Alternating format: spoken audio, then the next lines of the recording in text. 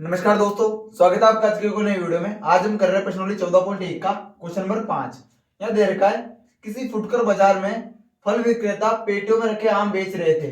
इन पेटियों में आमों की संख्या भिन्न भिन्न थी। पेटियों की संख्या के अनुसार आमों का बंटन जो सारणी है वो इस प्रकार है कि 50 से 52 आमों की संख्या वाली पेटी कितनी है? 15 है।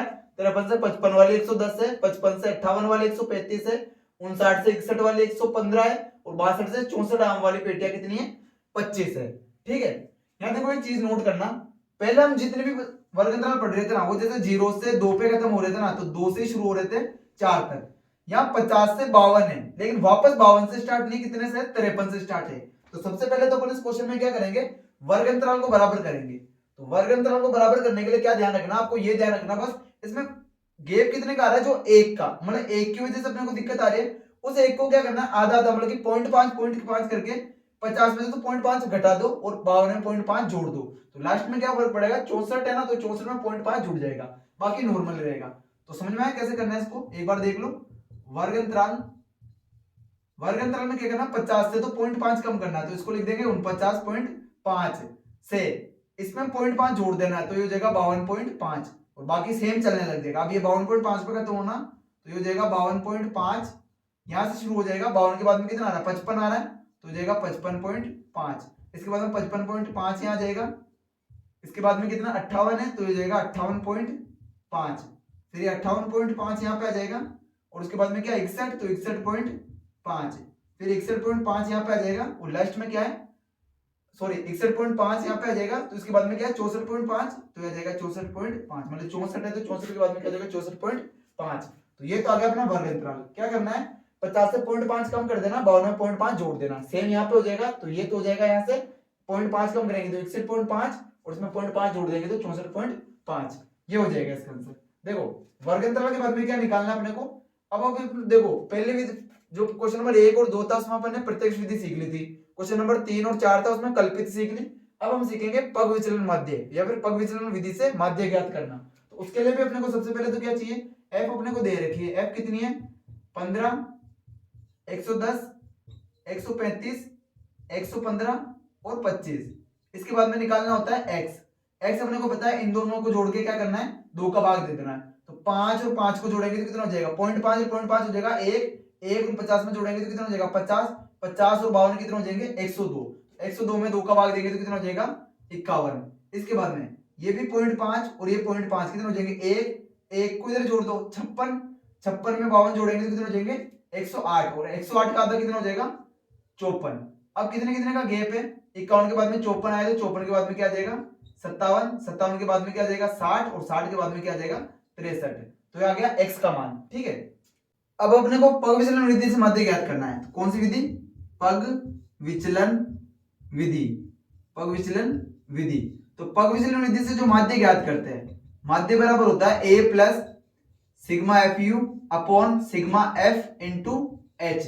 तो सबसे पहले तो अपने को चाहिए सिग्मा एफ यू, उसके बाद सिग्मा एफ चाहिए। ए अपने को पता है, एक्स में से जो मध्यमान होता है वो ए होता है, और एच क्या हो जाएगा? इन दोनों के बीच में गैप, मतलब यहाँ दोनों को 3-3 का गैप था, यहाँ 3-3 का गैप था, तो एच बराबर कितना हो जाएगा? 3। तो एच तो आ गया अपना 3। ए आ गया अपना कितना? यहाँ से 57। और सिग्मा एफ की अगर बात करेंगे, सिग्मा एफ इन सबको जोड़ लेंगे, हो जाएगा सिग्मा एफ बराबर 5 5 10, 10 5 15, 15 और 5 20, हाथ से लग गया 2, 2 और 1 3, 4, 4 और 3 7, 8, 8 और 2 10, 0 हाथ से लग गया 1, 1 और 1 2 3 4। तो ये सिग्मा एफ कितना आ गया? 400। तो यहां से सिग्मा एफ बराबर कितना आ गया अपना? 400।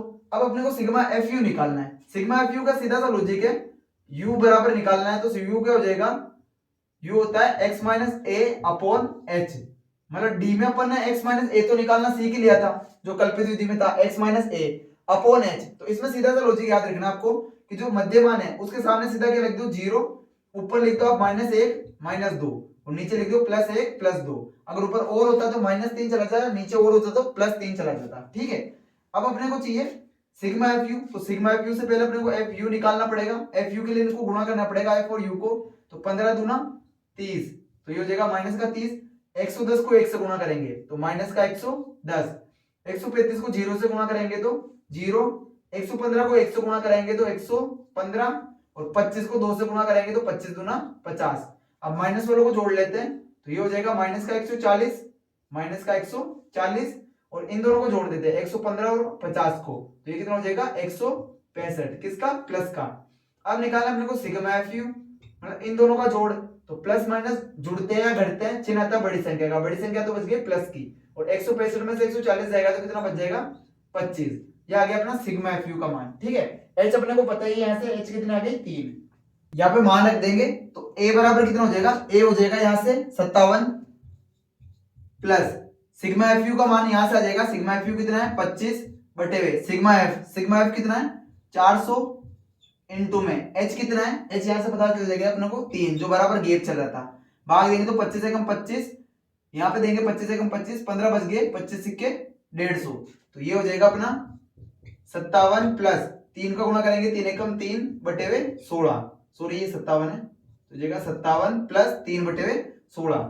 अब ये हो जाएगा 57 में कितना प्लस होगा, 3 में 16 का भाग देंगे तो यहाँ हो जाएगा ये 3, और 3 में 16 का भाग देना है, पॉइंट लगाएंगे, एक जीरो बढ़ जाएगा, 16 एकम 16, कितना बच गया 14, एक जीरो बढ़ाएंगे पीछे तो यहाँ हो जाएगा 16 सत्ते 128, या फिर 16 अट्टे 128, 16 अट्टे 128, तो कितना बच जाएगा 140 में से 128 गए तो 12, तो फिर भाग देंगे इसमें कितना हो जाएगा, एक जीरो लगा देंगे पीछे, 16 सत्ते 112, तो पीछे कितना बच जाएगा 8। अब कोई दिक्कत नहीं, बोले भाग दो, तो यहाँ अपने पास में आ गया कितना पॉइंट, इसको 0 पॉइंट लिख सकते हैं 187।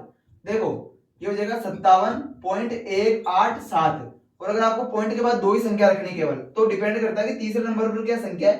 तीसरे पर अगर 5 होगा तो जो आगे वाली संख्या है ना 8, वो किस में बदल जाएगी 9 में। अगर 5 से कम है तो आगे वाली संख्या वो वैसी की वैसी रहेगी, और 5 से अगर अधिक है तो भी ये किस में बदलेगा 8, तो 9 में बदल जाएगा। तो ये हो जाएगा 57 पॉइंट, यहाँ पे 1 7 की वजह से 8 किस में बदल जाएगा 9 में, तो पॉइंट 19 हो जाएगा। तो ये था अपना क्वेश्चन नंबर 5, जिसके अंदर आंसर आ गया 57.19। तो आई होप कि आपको समझ आएगा। मिलते हैं नेक्स्ट वीडियो में, तब तक जय हिंद जय भारत।